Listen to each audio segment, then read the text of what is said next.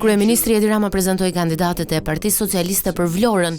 Nga bastioni të majtëve, Rama u shpreh se skuadra e përzgjedhur është oferta më e mirë për qarkun e Vlorës. Besoj që është një cilësi që e reflektojnë edhe skuadrat e qarqeve të tjera, po këtu në Vlorë në mënyrë specifike besoj që ka një harmonizim të shkëlqyer midis ambicjes son, qëllimeve tona, komunitete, prejardhje dhe patjetër edhe opinione jo gjithmonë të njëjta.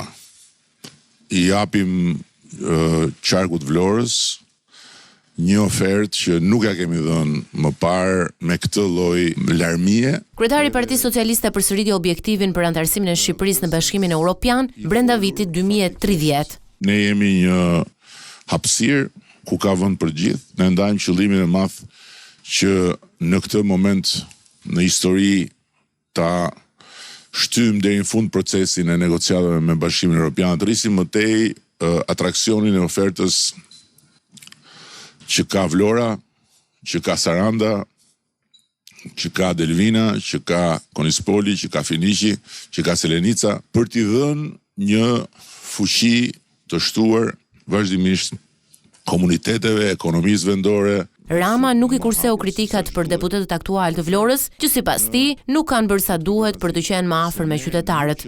Nuk kanë rrezatuar asgjë në raport me atë që duhet të rrezatonin këtu në Vlorë. Dhe mbi të gjitha që nuk kanë krijuar dot me njerëzit dhe për njerëzit atë sinergji mes të qenit qytetar që ndajnë të njëjtën hapësirë dhe të qenit